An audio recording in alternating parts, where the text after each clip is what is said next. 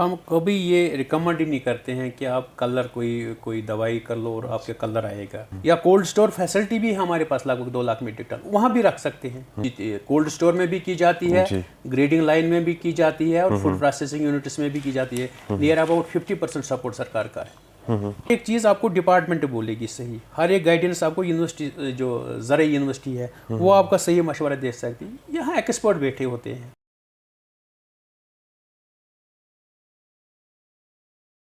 बागवानी से वाबस्ता लोगों को आज कई सारी मुश्किलात का सामना करना पड़ता है, क्योंकि हीट वेव की वजह से ये भी बताया जा रहा है कि बागवानी से वाबस्ता लोगों को कई सारी मुश्किलात और नुकसानात का सामना करना पड़ता है।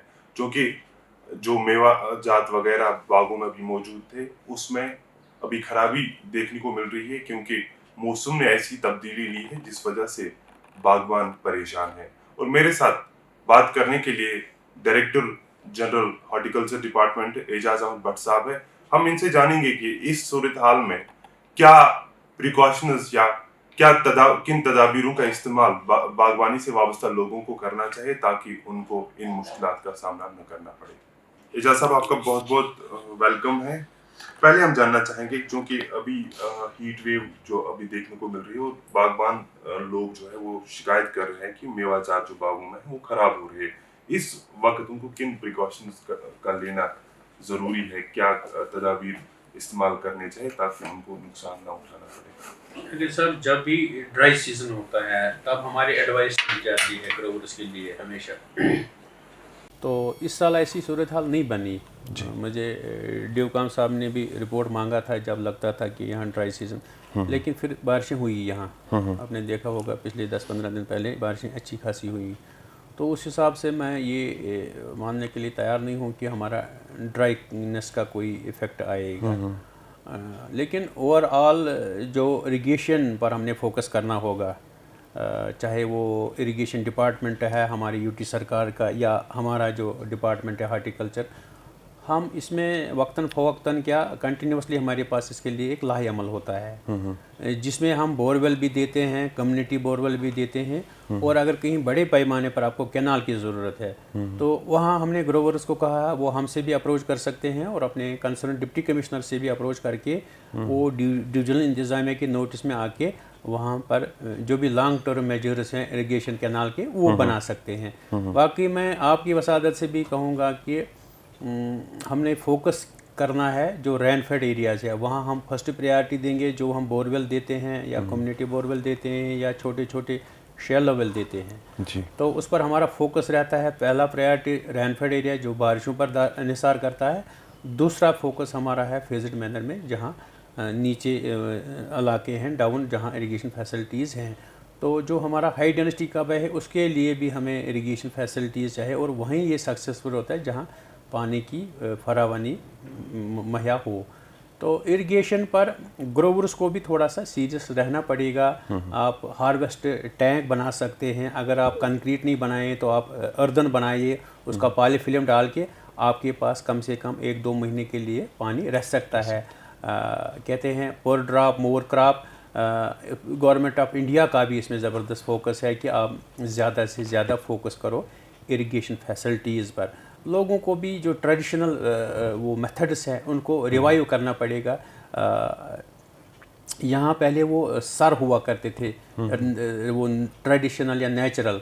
तो अपने बाग अगर कहीं है 50 कनाल 20 कनाल, अगर हम एक वो अर्दन बनाएंगे इर्द गिर्द उसको कोई पेड़ वेड़ लगाएंगे और पॉलीफिल्म लगा के रखेंगे, उसमें भी आपको 1-2 महीने पानी रिजर्व रहेगा। बाकी जो डिपार्टमेंट की लॉन्ग टर्म मेजर उस पर हम हमेशा काम करते हैं और उसके लिए फंडिंग भी आती है और उसके लिए हम काम भी करते हैं। एजाज साहब, और ये जानना चाहूँगा, चूँकि हार्वेस्ट का सीज़न अभी नज़दीक आ चुका है और कई सारे बागबान जो है वो केमिकल्स का यूज़ करके अपने मेवा को वो कलर देने की कोशिश करते हैं।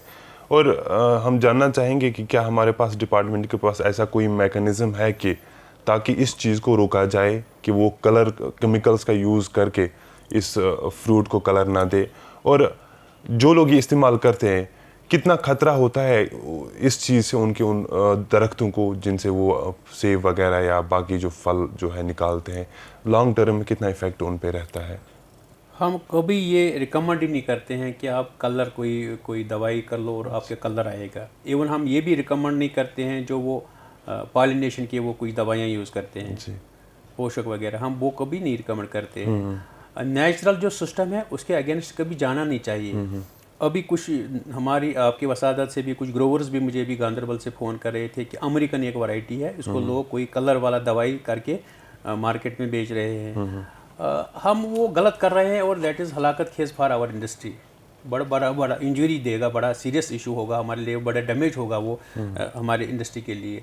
हमारा जो कोई भी वैरायटी है इसका एक टाइम स्पेन है हार्वेस्टिंग का, और जब राइपन होता है कोई चीज़ उसका टेस्ट भी होता है। आपको क्या इशू है, आप अगर आप कल से अक्टूबर में आपका हार्वेस्ट है, उस वक्त आपका रेट डाउन है, मैं मानता हूँ ज़्यादा आ गया, एक ही दफ़ा हार्वेस्ट हो गया, आपका रेट डाउन है, आप विदाउट कोल्ड स्टोर भी इसको रख सकते हैं 1 महीना 2 महीने, या कोल्ड स्टोर फैसिलिटी भी हमारे पास लगभग 2 लाख मीट्रिक टन, वहाँ भी रख सकते हैं। कोई प्रॉब्लम ही नहीं है आज के डेट में।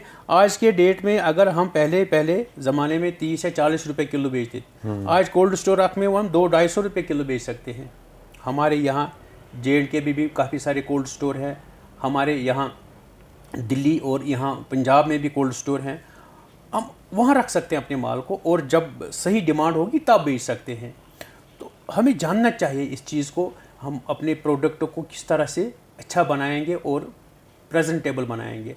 अगर हम ये दवाइयाँ या इससे इंडस्ट्री हमारी बदनाम हो जाएगी, और जो हम पहले वो ट्रेडिशनल पेटी में भरते थे 5 लेयर या 6 लेयर, 2 लेयर ऊपर अच्छे, 4 लेयर ख़राब, तो आपकी बदनामी होती थी।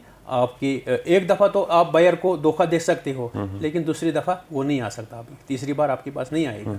आपको अपनी पैकेजिंग को, अपनी ब्रांडिंग को, अपनी क्वालिटी को इसमें कंप्रोमाइज़ नहीं करना है, आपको इसको इम्प्रूव करना है। और इससे इफेक्ट पड़ता है जो पेड़ होते हैं इस चीज़ के, मेवे के वगैरह? क्यों नहीं पड़ता है, जब आपने पहले ही उतारा पेड़, एक तो वो सही मतलब उतारने का टाइम ही नहीं है, और इसके बड्डों को नुकसान हो जाएगा। जब उसको खींच के बाई फोर्स लाएंगे तो उसको अगले साल फ्रूट अच्छा नहीं निकलेगा।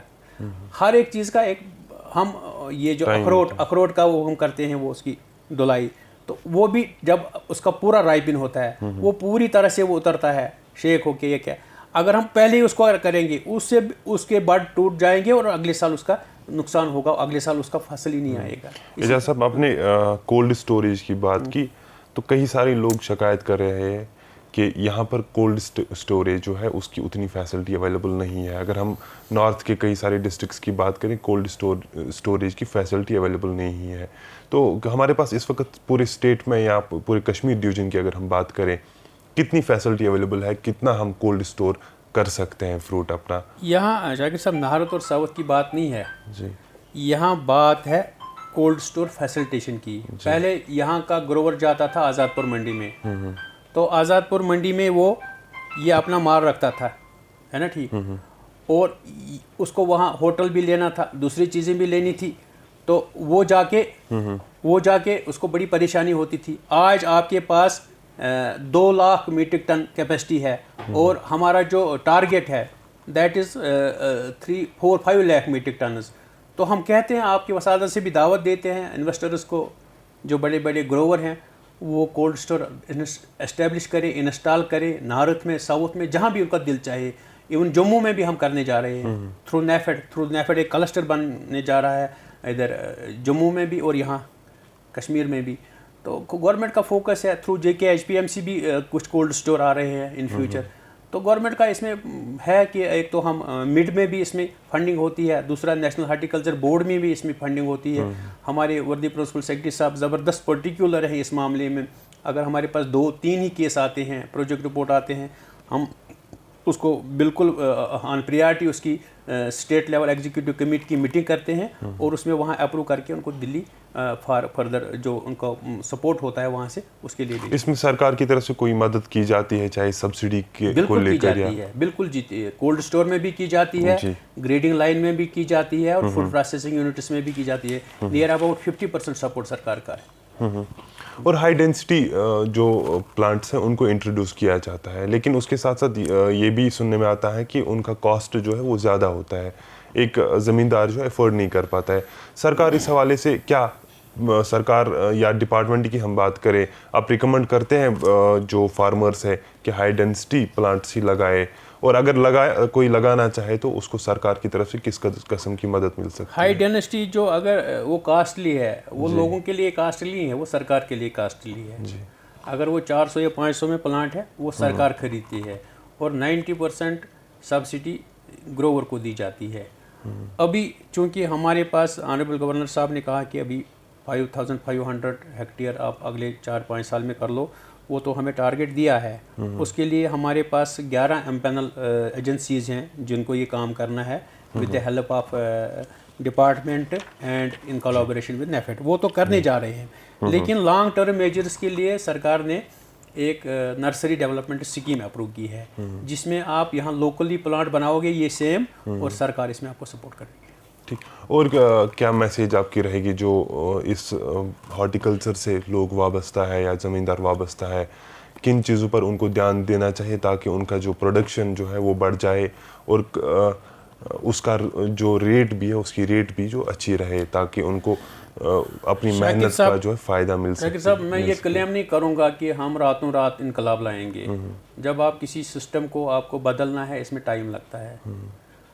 अभी वही इरिगेशन पर हमने बहुत काम करना होगा सरकार को, बहुत सारा इरिगेशन इंफ्रास्ट्रक्चर इसको बनाना पड़ेगा, चाहे हॉर्टिकल्चर को, चाहे इरिगेशन डिपार्टमेंट को। इसके साथ साथ जो भी हमारे ओल्ड और सिनाइल आर्चार्ड हैं उनको चेंज करना पड़ेगा, उनके लिए हमने अपने आप को तैयार रखना है। इसमें ज़मींदार का भी एक बड़ा रोल है, सब सरकार के माथे नहीं लगाना है। ये एक ज़मींदार का, एक ग्रोवर का भी डोमेन है, क्योंकि अल्टीमेट उसका जो इकोनॉमिकल सिस्टम है, उसका एम्प्लॉयमेंट एवेन्यूज़ है, वो बढ़ जाता है। तो उसको जानना चाहिए ये चीज़ें, उसका इसमें बड़ा रोल है, उसको काम करना है, उसका फीडबैक चाहिए, और कोई शॉर्टकट मेथड हमने नहीं ढूंढना चाहिए। इसमें बाज़ाब्ता लॉन्ग टर्म मेजर्स, आपने कहा मैंने सेब लगाए, अब इसमें कलर जल्दी से जल्दी आए और मैंने बेच दिया, ये दैट मीन्स शॉर्ट टर्म, ये शॉर्टकट मेथड, ये नहीं करना चाहिए। हमने सोचना चाहिए हम इस इंडस्ट्री को किस तरह से आगे ले जा सकते हैं। अल्लाह का फजल है, शुक्र है अल्लाह ताला का कि आज थोड़ा सा हमने जो 5000 के करीब कनाल हमने किया है यहाँ, तो कुछ सक्सेस स्टोरीज़ हमारे पास हैं, अच्छी स्टोरीज़ हैं। अभी मैंने देखा कि अभी बायर बागों में खुद गया और वहाँ से 85 रुपीज़ पर केजी ख़रीदा है, और अच्छा रेट है। पहली बार मैं देख रहा हूँ लाइफ में कि ऐसा हो रहा है, और इंशाल्लाह आने वाले टाइम में भी अच्छा होगा। ग्रोवर को, ज़मींदार को पहले स्कीम के बारे में आगाही चाहिए। अगर उसको नहीं पता है, उसको नज़दीकी डिस्ट्रिक्ट अफसर में, ब्लॉक ऑफिस के पास जाना चाहिए। हमारे दरवाजे खुले, हमारे पास आना चाहिए, हमारे प्रोग्राम सुनने चाहिए। जैसे आपने ये प्रोग्राम आज ऑर्गेनाइज़ किया, तो इससे हज़ारों लोगों को फ़ायदा आएगा। मैं आपका भी बड़ा शुक्रगुजार हूँ इस सिलसिले में।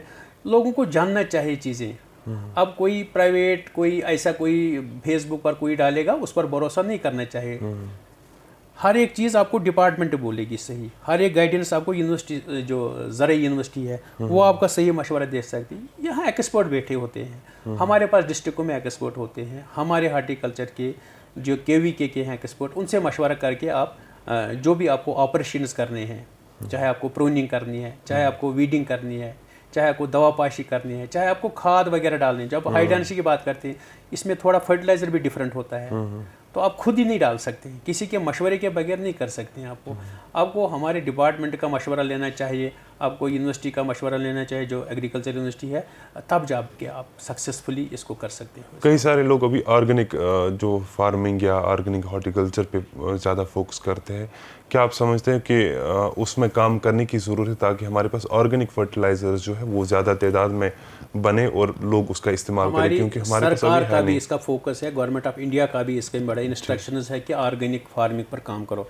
हमारे जो प्रिंसिपल सेक्रेटरी साहब हैं नवीन चौधरी साहब, उन्होंने 1-2 मीटिंग इसमें की है सेक्रेटरीट में भी, और एक वर्कशॉप भी किया यहाँ एग्रीकल्चर यूनिवर्सिटी में पिछले दिनों, जिसमें वाइस चांसलर साहब भी थे और भी कुछ हाई ऑफिशल्स थे, जिसमें हमने यही सोच विचार किया कि हम किस तरह से ऑर्गेनिक फार्मिंग में काम करेंगे। जब आप ऑर्गेनिक फार्मिंग में जाएंगे, आपको पेस्टिसाइड भी ऑर्गेनिक बनाना है, आपको फर्टिलाइज़र भी ऑर्गेनिक बनाना है, और आपको वो वैरायटीज़ ढूंढने हैं जो हम पहली फेज़ में इंट्रोड्यूस करेंगे ऑर्गेनिक के लिए।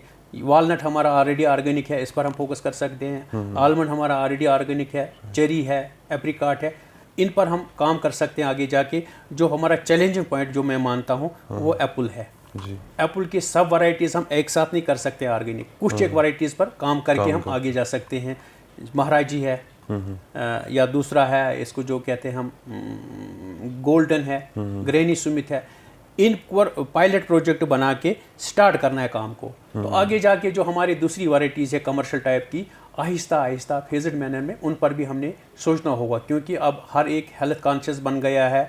यूरोप है, दूसरे मुल्क है, वहाँ पर भी इस पर काम हो रहा है और हमारे इंशाल्लाह मुल्क में भी इस पर काम होगा। और इंशाल्लाह इसमें with the help of, with the support of technical experts of SKUAST university हम इंशाल्लाह इसको आगे ले जाएंगे। और कोशिश रहेगी हम पहले पायलट प्रोजेक्ट कर लेंगे अपने डिपार्टमेंट्स में, उससे जागे जब सक्सेसफुली उसमें होंगे कामयाब तो आगे हम ग्रोवर्स के साथ भी ये चीज़ें। एजाज साहब ये भी जानना चाहेंगे कि जब ज़मींदार इल्ज़ाम लगाता है कि हमें रेट्स ठीक नहीं मिलती, जो हम फ्रूट प्रोड्यूस करते हैं उसकी रेट सही नहीं मिलती है, लेकिन इसके साथ साथ ये भी एक चीज़ देखने को मिली है कि जैसे हम किसी एक ही किस्म के फ्रूट पे जो है फोकस करते हैं, जैसे हमारे पास डिलीशियस हर जगह मौजूद हो सकता है, लेकिन बाकी जो कई सारे फ्रूट है वो नहीं मिलते हैं, या एप्पल की जो बाकी सारी किस्में हमारे पास यहाँ है वो देखने को नहीं मिलती, बहुत रेयर है कहीं कहीं जगहों पर। जैसे आपने गोल्डन की बात की या और भी कई सारे किस्म जो है एग्जाम है एप्पल की, वो देखने को नहीं मिलते। आप इशारा दिया आपने कि आप जो कह रहे हैं कि